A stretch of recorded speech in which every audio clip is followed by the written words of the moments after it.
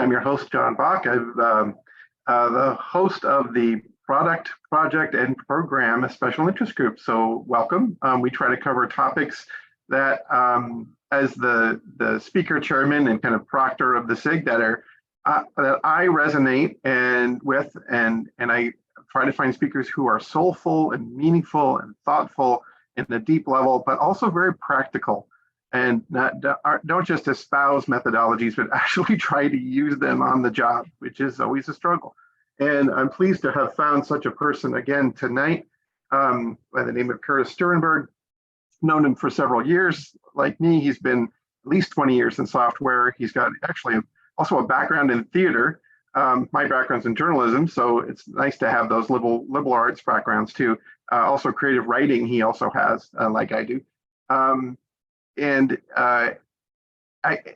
the point of like him struggling with actual problems to solve in measurable and what he calls impactful models, he's fashioned this talk tonight, which I'm excited to learn more about his experience. I mainly of late have found depth and sincerity in his LinkedIn posts, which go from aspects of rapid deployment, a recent one about shifting left and how it's too vague, which I agree with, and inciting conversation around that, about process and even quality and how it's integrated. Now, some of you know that CoreDev also hosts QA-SIG, as Shelley said at the very beginning, kind of incidentally, because they're tied together. QA-SIG is every other month in PMSIG. And for many years, I was the host of QA-SIG. Now, Curtis also has a QA background, a very strong quality assistance mindset. And that's where I'd like to start by kicking off with Curtis, is that that transition from QA to PM, and what that, I know what that has meant for me, but Curtis, what that has meant to you, and perhaps why a lot of people seem to transfer between QA and PM. Yeah, thanks, John. Not just for asking me that wonderful question that could probably chew up a full hour as we discussed it, but for those really kind words. You are somebody I've respected and known for years, and you sort of got me out of my shell, as it were, to be more vocal about my thoughts and feelings and my experiences. So it means a lot to me that you're now saying this about me. So thank you for that. Oh, thank you.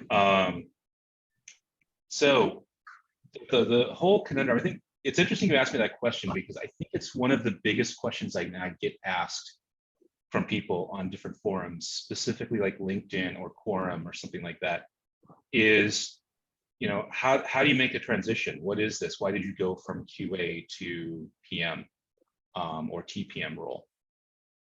For me, it seemed obvious.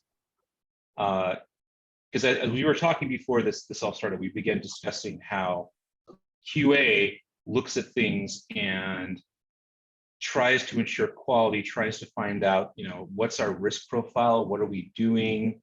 Are we delivering things that are going to make the customers value? Where are the problems in what we're doing? Where are the unintended things that are happening, the unexpected, the unknown? That's the start of product management, really.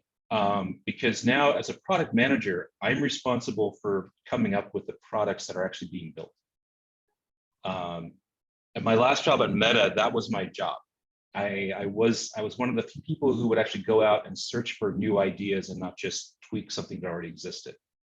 I had to go out and try to find something that wasn't being done, nobody thought of, a new value proposition, whatever it was, and then sort of prove it was a problem that needed to be solved. My experience as a QA person, trying to find those areas where there are going to be problems, where there are going to be gaps, is invaluable for that.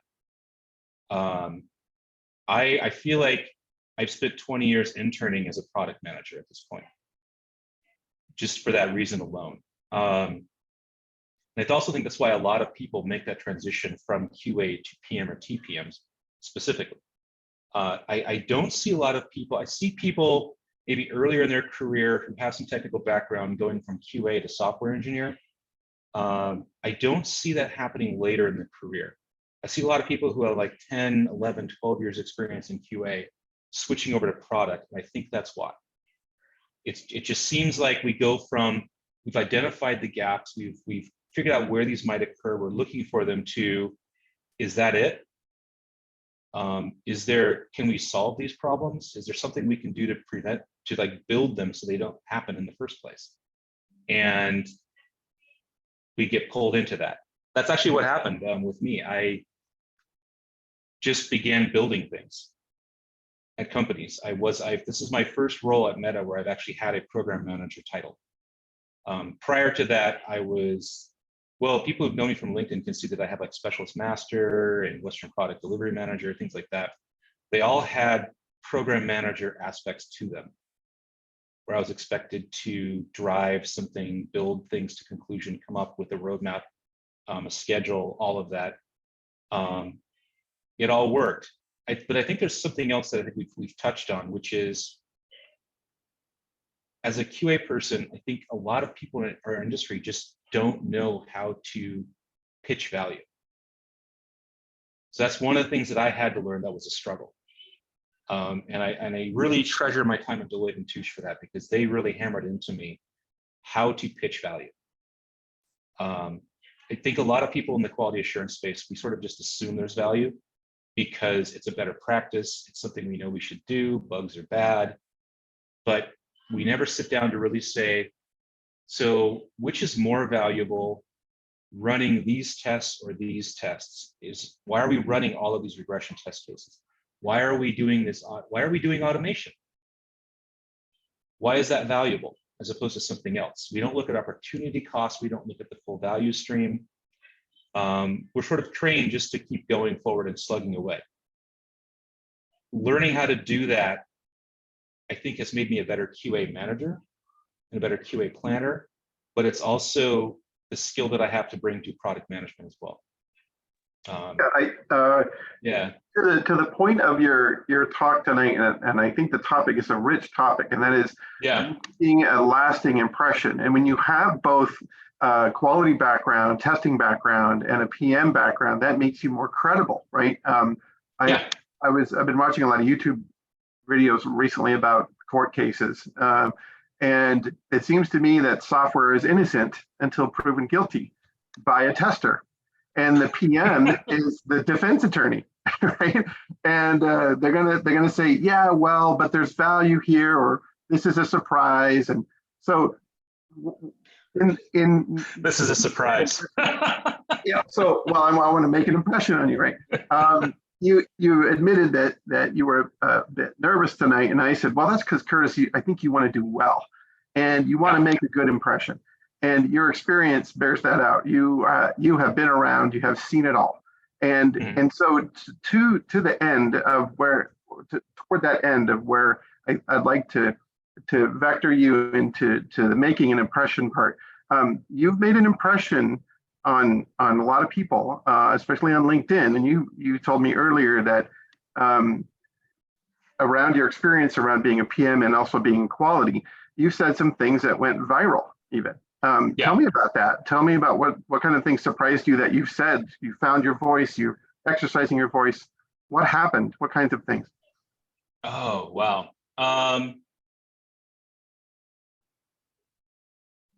I think one of the surprising things, well, I'll start with a large view and then go back in. I think this is a good segue, just to sort of, but also just go back a little bit and sort of just tie a ribbon around that idea about QA and PM and things and valuation. I think one of the biggest things we have to do is sort of make a case for what we're doing. And you can't make a case for something if you don't leave an impression and it's memorable. I can be in a room and give a pitch to people and they all agree, but if a day later they don't remember what happened, they don't remember what they agreed to. I have to build consensus and get consistent consensus from them over time. If the project is a year, they have to remember what they agreed to for a year. If I need 5 people to join me, they have to remember what they agreed to do. So when I present something, I need to get not just agreement, and I need to get enthusiasm, and I need for people to talk about what I did. So they can also then be my little robots that go around and promote what I'm trying to do. If I have to do it, that's my job for the rest of the month. So I need to build enthusiasm, create buzz, almost make this thing go viral, even just amongst people within my department.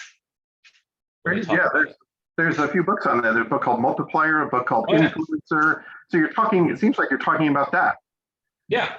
Yeah. It's like you have to be almost an influencer within your company, like a social media influencer.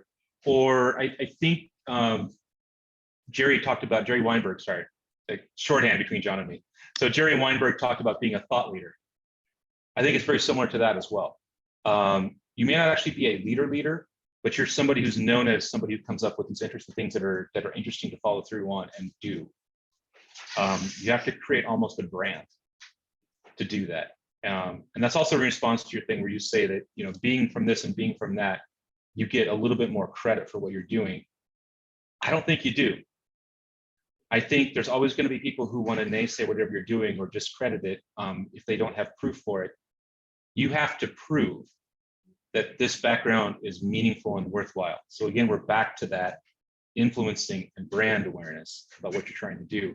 And that also goes into this idea of creating something that's memorable. So you're not just creating a message that's memorable, you are now memorable too. Yeah, is it fair to say that your reputation is kind of a currency on which you trade as a program manager, as a tester? Oh, yeah, totally. I think even more than as a tester, because as a tester, there's specific things you can point to. There's bugs you're filing, there's automation you wrote, there's plans you built, there's close working interactions you've done with your engineering team, and they've seen you find things or provide input that make their lives better. As a program manager, specifically, you don't get that a lot. So all you have at the end of the day is your own reputation and gravitas to sort of push things through by sheer force of will and charisma and make them happen. And then once you've done that, you can start building this, what they call the flywheel in the startup terms. You start creating small amounts of momentum that build and build and build, but anything can stop it. So it's something you have to constantly keep working at.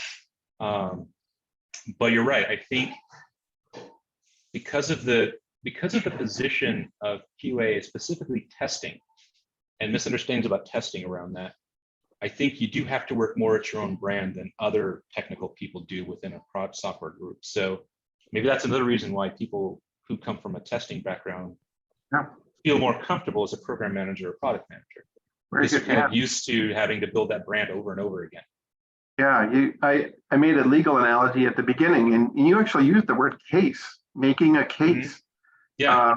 And as a tester, right, I'm sure you have the same experiences. You make reports of negative things. Rarely do we make reports of positive things. In fact, at Microsoft, we had the bug database was called RAID, and I had an idea to make a POSI RAID. Like, here's what I tested that actually worked, that met requirements to any reasonable degree, at least for right now, until it breaks again. But what's your feeling about making a case? You said making a case of value. Does that also mean the positive things and not the negative things? It's a balancing act. So let's go back to that question you just asked, because this is like, people are getting a little insight into John and me having coffee right now. But I think I want to go back to that question you asked about the stuff that I've written that's gone viral. Oh, sorry, yeah. No, because I think it's completely relevant to what we're just talking about. In some cases, it was intentional. In some cases, it was completely unintentional.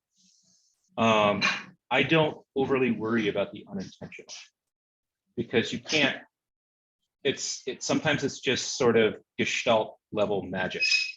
You just said something that resonated with somebody at some particular point in time, and it's pure luck. I examine what happened and see, is this really just pure luck? Is this something I did or something that somehow landed on this audience? But it's like a production incident in a lot of ways. I think there's some value in looking at it, but I don't want to overly index on it because it's a chaotic system.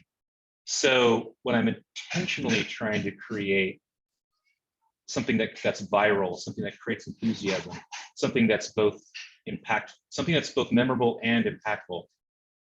It's a balancing act between positive and negative.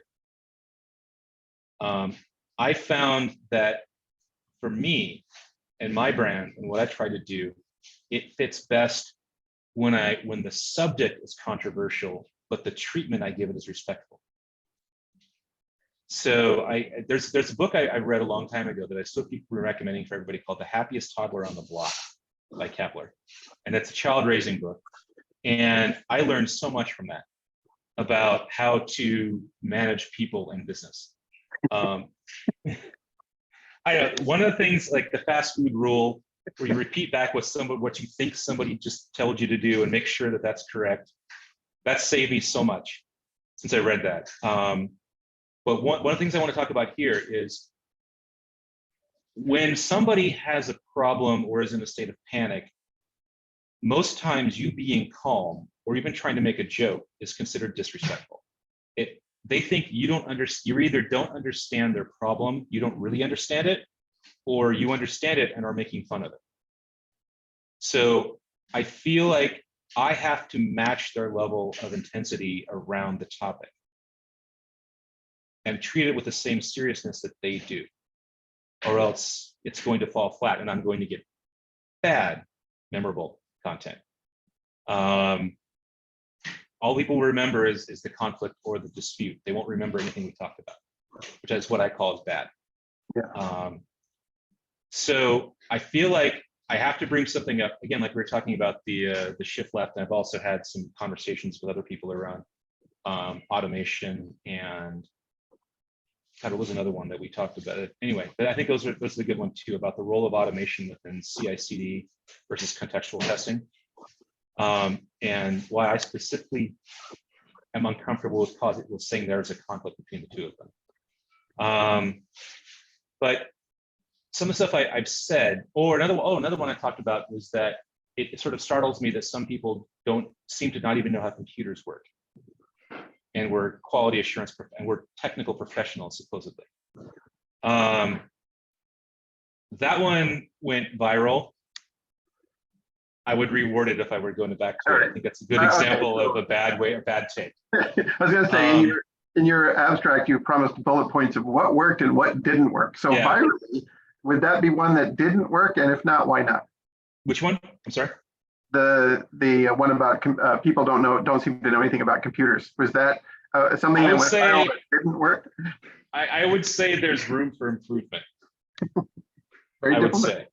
say. I think when I did that, I did not anticipate the audience I have.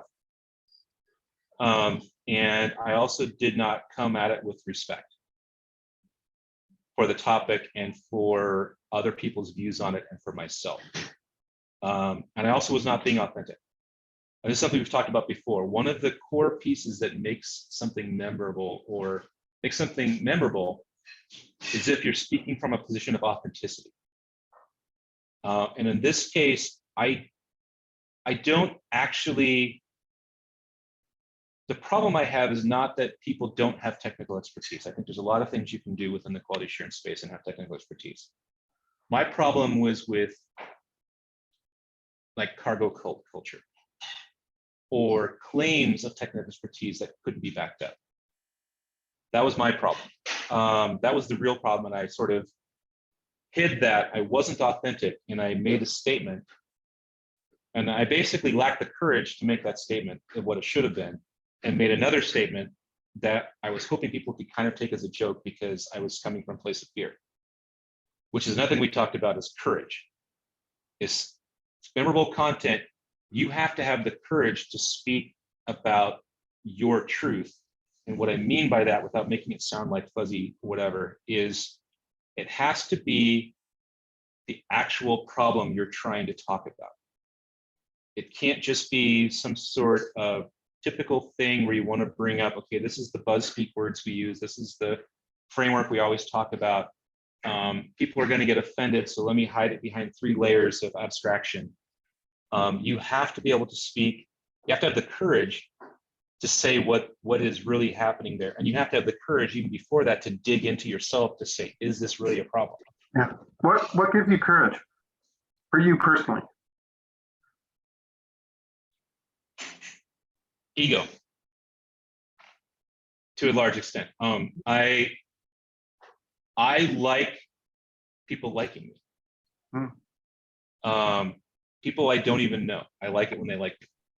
I think I'm far too old to say that's a bad thing. What I've done is I've turned it around to try to make it a force for good.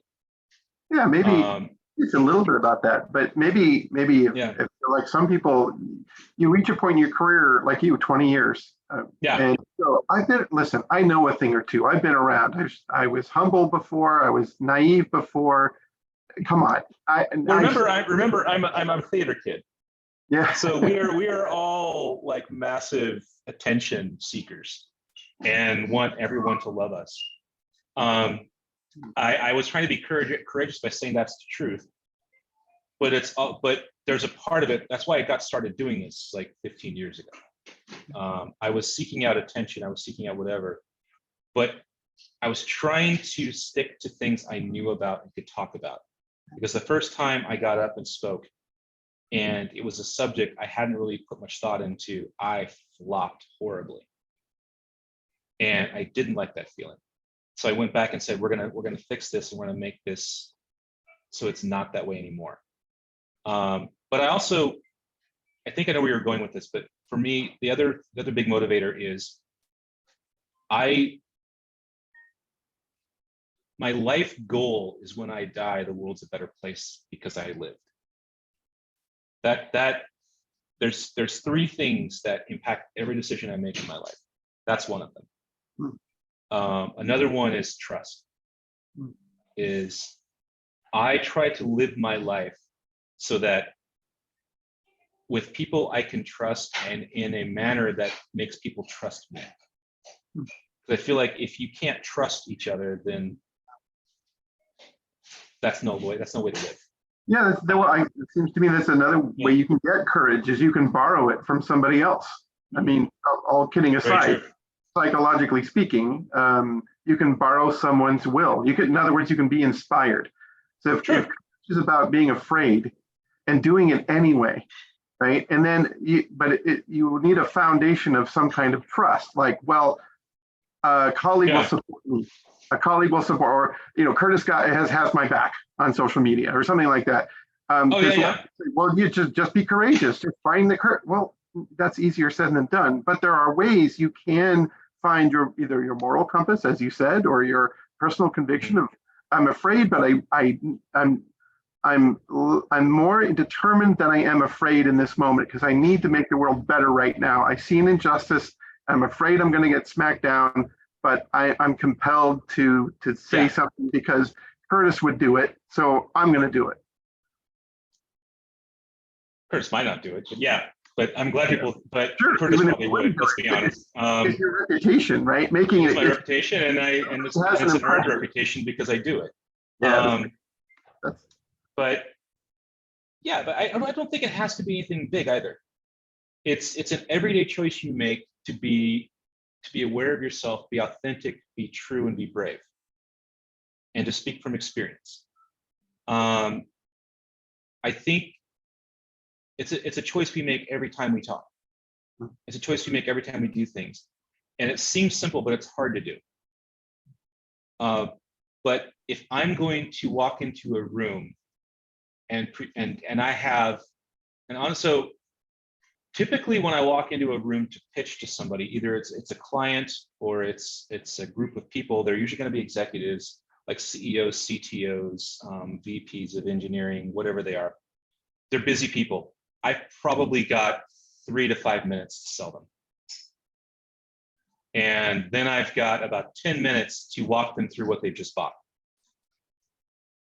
So if I walk in there and I am not willing to be brave and willing to lay it out there and say, this is the problem, do we agree on this? And get them to buy it, then I'm going to lose before I'm not going to move them even before the meeting starts. Yeah, good point. And then this kind of goes into the tricks for actually doing that to make it impactful.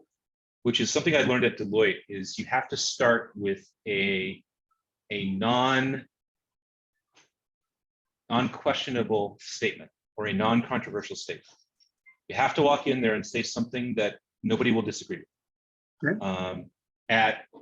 At Meta, it was usually something along the lines of, people don't think our quality is good, or we don't have a great reputation, or something like that. That is a non-controversial statement, because if you look at what I said, I didn't say we have a lot of bugs or we are screwing over our customers. I walked in and said, our customers think this. Okay. It's a subtle change, but it does two things. Number one, it makes it into a statement we can all agree with, because we all read the news, we all have friends and family. Number two, it goes from an accusation to an opportunity. It's a problem we can solve. It's not walking into the room and saying we suck. It's walking in and saying, here's the reality. What are we going to do about it? You walk into the room, you say that, I don't disagree. And now I'm like, okay, yeah, okay. What next? Make an impression. Make an impression. Yeah. Yeah. And so then you go from that statement, then you go into getting agreement on it. And to do that, I usually have to provide some sort of data or some sort of thing that says, let's take, especially if it's a big problem, like our customers think we suck, bring it down to something that they can agree on. So you do that by taking that big statement and taking the ambiguity out of it, making it something smaller. Yeah. And that's where I usually shine as a product manager. I get the big problem and then I say, let's focus on this because of this. And then boom, charts, boom, boom, boom, data. Okay. And then suddenly everybody's agreeing with me and saying, great, we agree. This is the thing we should do. Then you hit them with the call to action, which is like, now what do we do with this? What do you suggest we do? And Deloitte drummed this into me for 2 years, like every day. I was traveling probably around 110% of the time, which I didn't know you could do, but apparently you can, working with Deloitte. I'd be leaving Sunday night and I'd be arriving late Friday night. So and most of that time spent in airports and things was working on RFPs, working on presentations, working on whatever, when I wasn't with clients. By the way, I have, like, if anybody cares, I can probably tell you if there's good like airport lounges in whatever airport you want to talk about in the United States and England. But yeah, so that's what we do. It's like, it's really simple. I know we don't have a huge amount of time. So we want to get to some questions, but yeah. I promise that after this, I will give some content to you, Shelley and Joe, that sort of walks through this a little bit more. So there's going to be something meaty people can look for after this. But start with the non-controversial statement. And non-controversial means no one is going to disagree with it. It doesn't mean it's not going to stir some feathers. Yeah. Because the point is to get people to want to act, not just agree and say, yep, that's a problem, done, let's go get coffee. You get them to agree to something, get them, go from that to a point where you do need agreement, prove to them there should be some agreement, have them say, yes, this is something we should do, and then give them something to do. And we would and there's ways you can trick people into doing that by giving them one reasonable, one less than reasonable, one farcical. So they'll see 3 options here, but you're kind of like moving the card deck as a magician going, just pick any card you want. And everybody knows you're doing it, but everybody still follows along when you do it. And that's how you that's how you get to impactful content. Because now you're leaving the room, people have agreed to something, they know what they're going to do, and now they're talking about, what do we do with that? Who's going to do what? Okay. I have yet to do that and not left the room with the CTOs and CTOs and the COs not throwing out names, say, talk to this person, talk to that person, let's keep moving forward. Let's say you got 8 out of 10 to agree in the meeting, and 2 don't agree, and 2 are they're entrenched. They're not going to budge. It's still a chance for you to make an impression, though. How do you make such an impression with those last 2? That's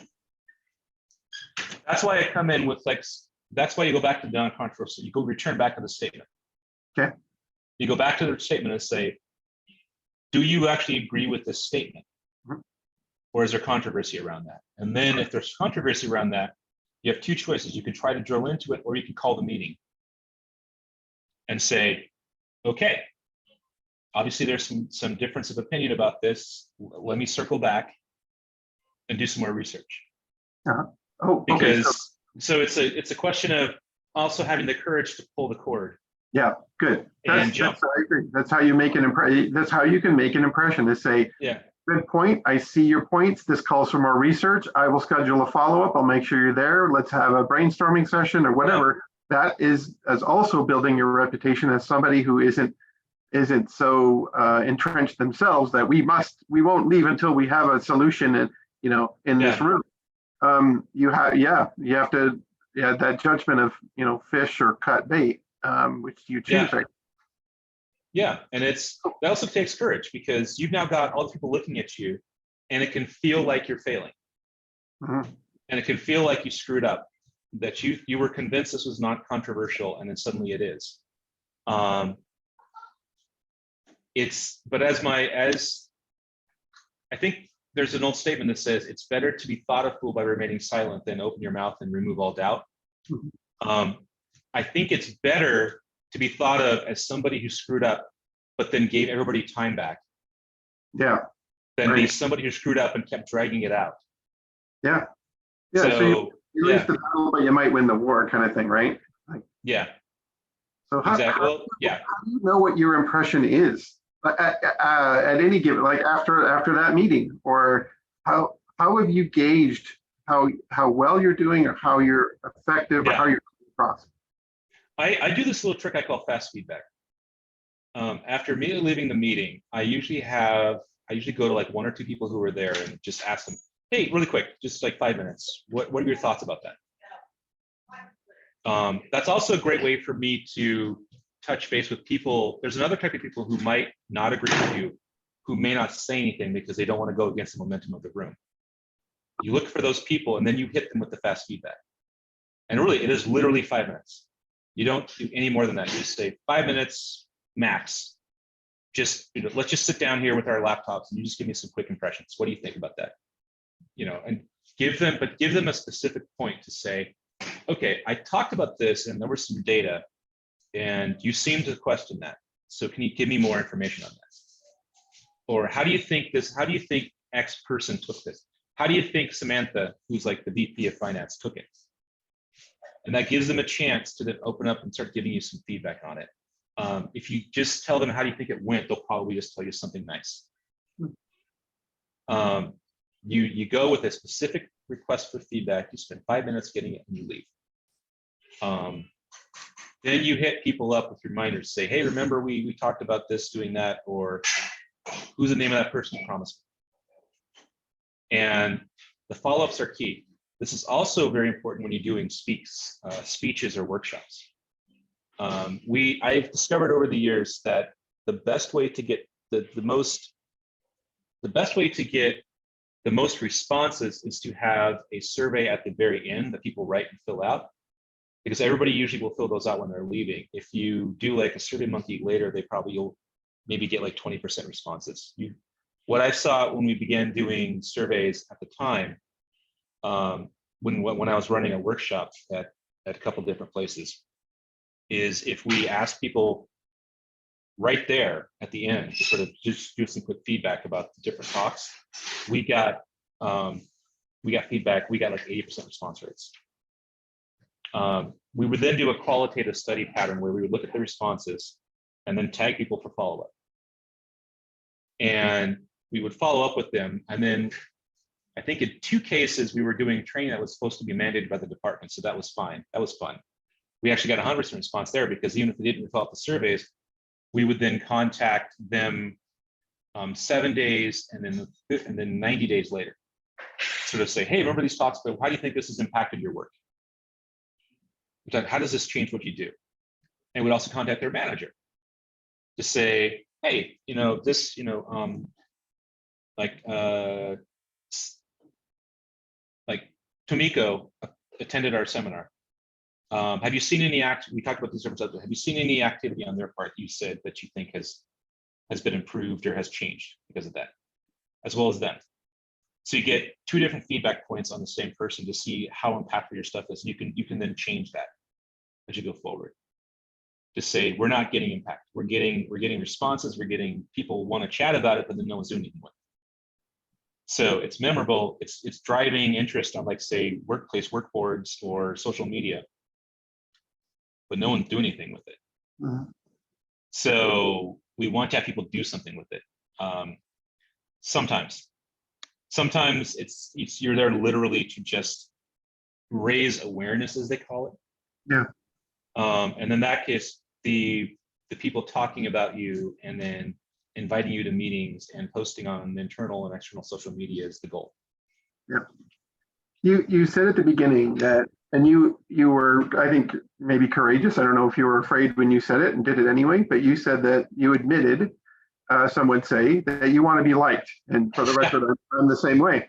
Now, what if you don't make a good impression on someone you don't care if they like you? Because there are people on social media, for example, who are just, curmudgeonly, and we'll get to Sure. Wayne's question in a second here. But the topic is making an impression. But wait, are there certain people for you, Curtis, where you really don't care if you make a good impression on them or not? Yes. Yes, there are. I think anyone who is not open to treating the topic with respect is not really somebody should be concerned about with right now. Doesn't mean I won't find common ground later, and it doesn't mean I disrespect him as a person. It just means that I feel like the discussion that we're having or the interaction we're having is not going to produce anything worthwhile for me. So there's really, and if I keep having that same type of interaction, I will be less likely to engage that person going forward. It's just the same thing. It's like if you keep grabbing hold of a doorknob and you keep getting shocked, you're probably going to stop reaching for that doorknob as often as you could, or take measures, putting like an oven mitt on your hand or something before you grab it. But my first impression of that is always to look inward, to say, how did I contribute to that conversation, how it ended up? Did I do anything that, looking back on, that could I have done anything reasonably and change the outcome of that conversation? Was I, again, like we go back to that comment I was making about, QA people aren't technical. I didn't actually say that. I said, I see a lot of people who aren't technical who, are working in our field. Going back and looking at it, said, how could I have gotten a more positive result from that, or sparked conversations that people wanted to engage with and not just take sides? And that's a process I always go through. Whether it be with a group interaction or with a personal interaction, I always try to say, and I also try to not armchair quarterback myself and say, oh yeah, well, looking back on it, I could have said this or that. But at the moment, is that a reasonable expectation? And many times the answer is no, it's not reasonable to expect that of myself. So you have to have the courage to forgive yourself as well. And realize that you're human and you couldn't have foreseen what was going to happen. Yeah. So, and that's the same thing going back to if you're in a meeting with people and you've done all of your homework and it still flops. Sometimes it just flops. Sometimes there were meetings beforehand about cutting budget that you weren't aware of, and now you're proposing some new project that's going to eat into more budget. Yeah. It's just not everything wins. Not everything wins, right? Right. And you could be in a meeting and then, of course, you're reading body language and eye contact and nonverbal cues. I'll be right back. I got to turn on a light, but I'm still listening. No problem. Yeah.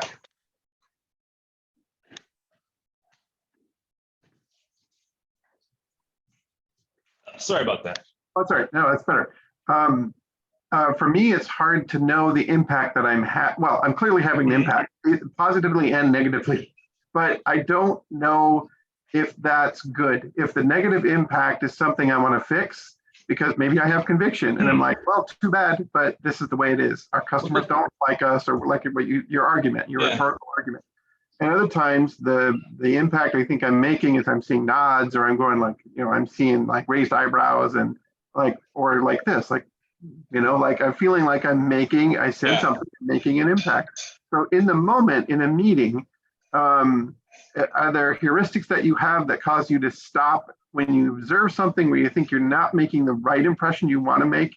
And there are some tips or tricks to kind of check in or clarify if you're on that path?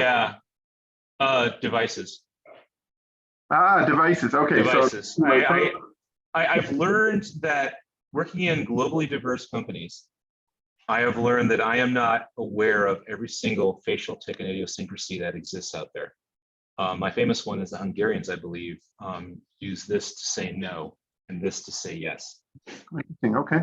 So, yeah, in some cultures, it's impolite to squirm and do a lot of stuff and to actually hold up your hand and ask a question of the presenter. In some cultures, it's impolite not to interrupt you and challenge you. So because for them, challenging you means that you're engaged in the conversation and you're really just finding fault means you are really listening.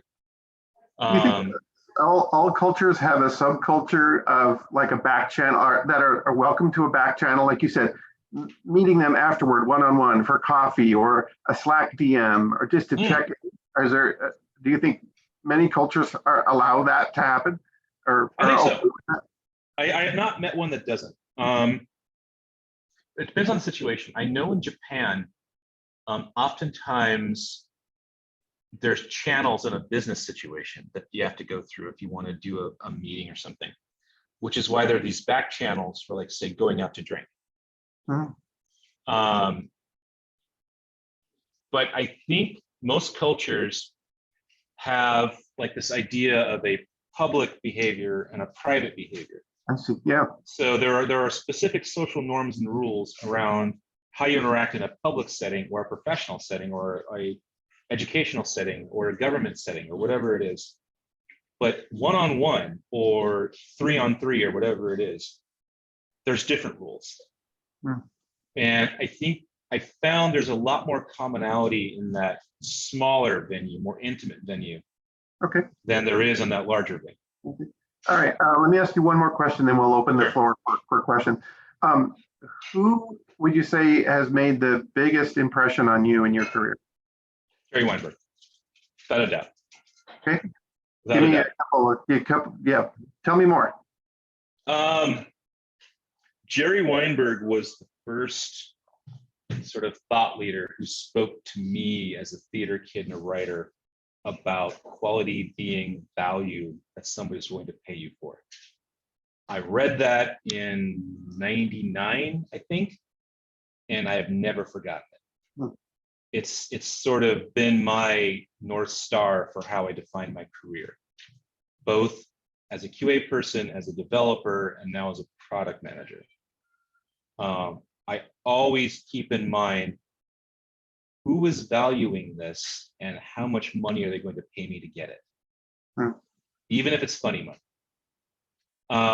Even if we're working on a product like Facebook, where the biggest part of our development effort is on something that's free, because it's because we're generating inventory. It basically, everybody on Facebook and Instagram, whatever, is inventory. But unlike, high definition TVs, they bring their own, they have self-motivation and they can have complaints and whatever. So we have to be aware of that. So even if they aren't literally handing us over $100, you have to think, how much would they be willing to pay us for this?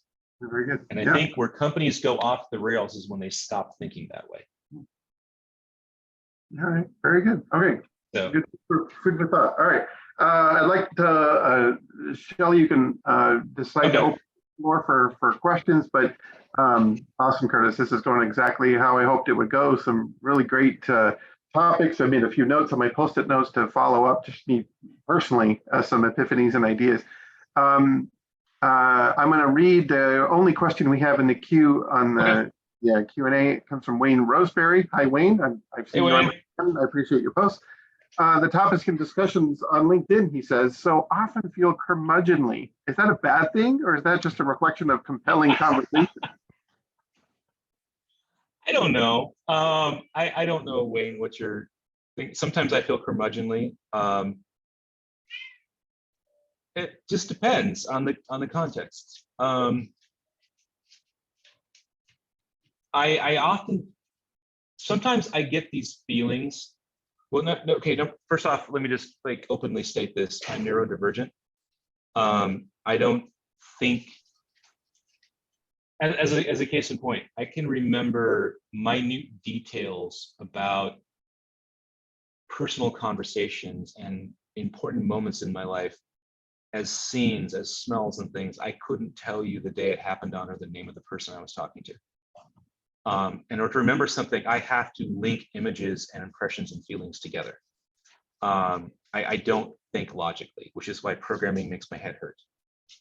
But for some reason, SQL, I will forget to eat lunch because I'm so into writing it. I don't know why.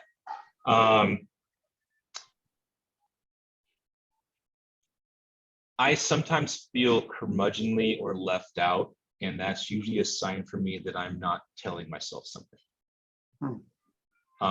In some cases, it's because the topic, I don't have context for the topic at hand that's being discussed, which happens a lot at Facebook because the median age there is about 28, and I'm not. So a lot of behavior and things, I don't have any social context for, so I would feel left out or curmudgeonly. Yeah.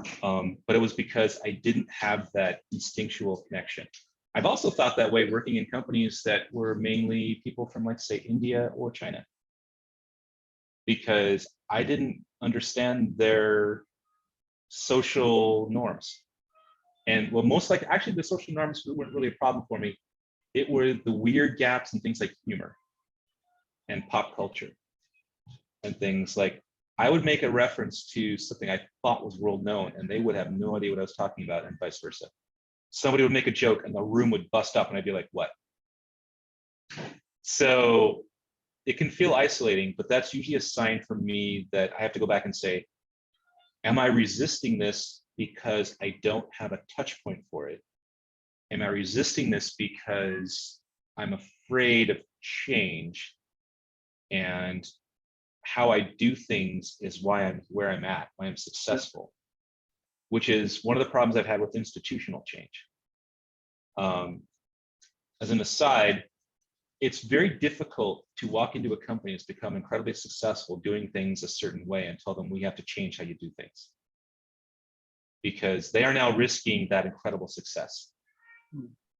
And you have to be incredibly compelling and incredibly charismatic, and I don't think anyone is that compelling and charismatic.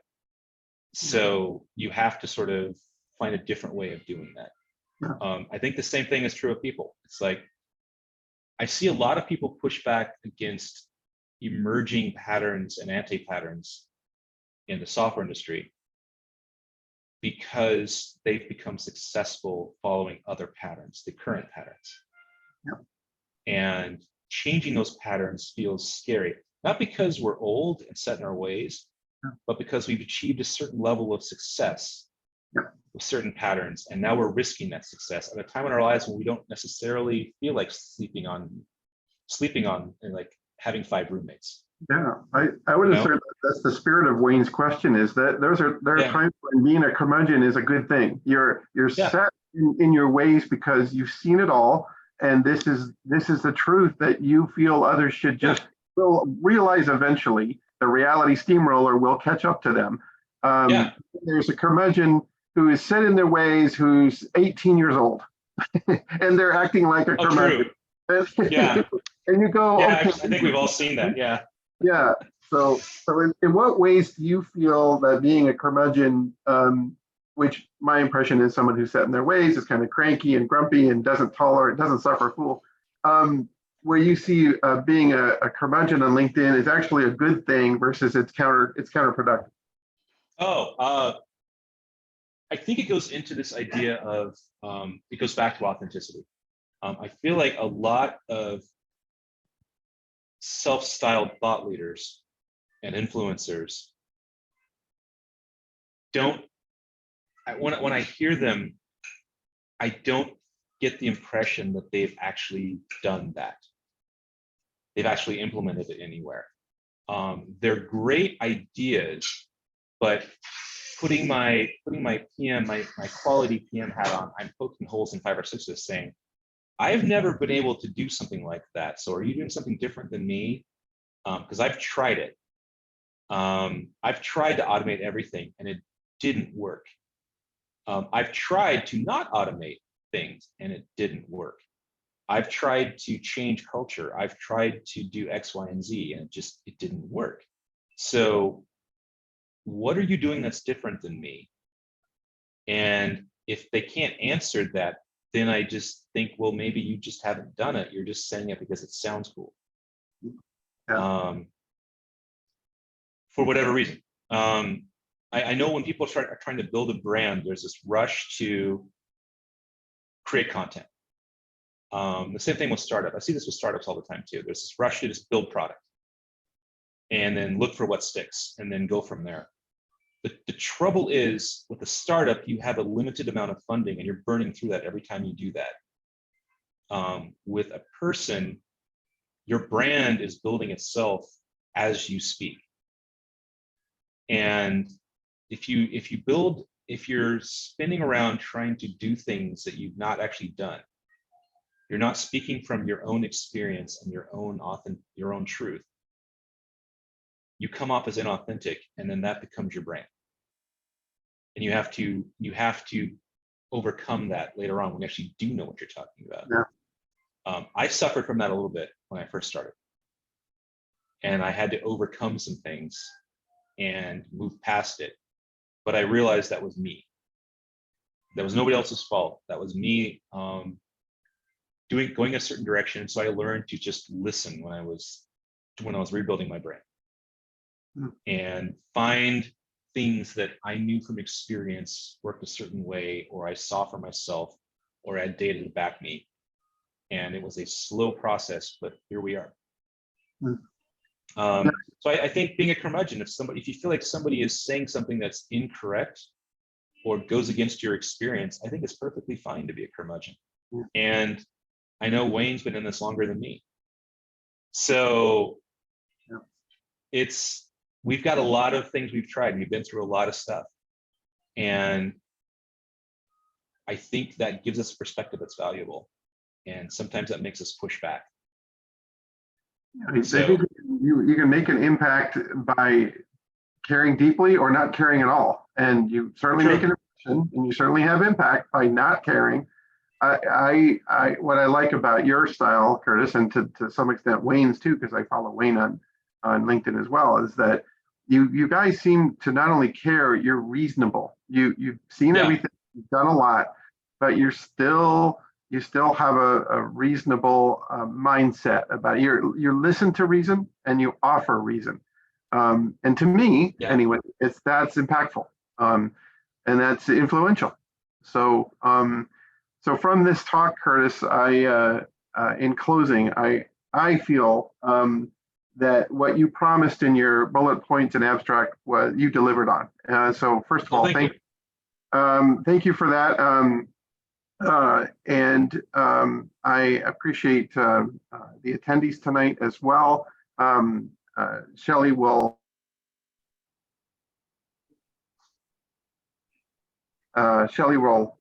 make the recording, and that'll be up shortly. So, all right. Any other housekeeping, Joe or Shelley, on that? No, thank you very much, Curtis. That was a good talk. Lots of introspection and thoughts. I kind of was drawn into something you said early in the talk, and that's making a case for value, and how important that is for software as a PM, but it's also key for sales. Oh yeah, and I think critical for life in general. Yeah. If you're managing yourself, you still have to make a case for the value of what you're doing, and making a case for, if you can make a case for value, it's an incredible skill to hone, and it's worth working on. Yeah, I think Charles Marconi wrote a couple of books on this. And one of the things that he said is that if you can self-measure and know that you're providing impact and know that what you are doing on a day-to-day basis is having a positive impact, your attitude towards your job changes. And it becomes, and it really does, I've seen it. When people think that they're just going through and they're not providing value, they're demoralized. When they feel it, when they can see that they're providing value and measure it, they become charged. It's like now they've got a tailwind. So I think that's really insightful. I love that you said that. Yeah. Awesome. Anyway, great talk. And so keep in mind, everyone, that we do have the QA-SIG coming up in 1 month. Mhm. And then this will be happening again in 2 months. So you're welcome to join both. It's actually interesting how much the driving force behind both disciplines kind of overlap, even though the discipline itself is unique. So it's kind of fun to do both. Anyway, thank you for joining. Appreciate it. Thank you for having me. Yeah, thank you so much. Thanks, John. Thank you, Shelley, for hosting. It's great. Yeah, of course. Have a great night. Thank you. Thank you. All right. Bye, guys. Bye. Yeah.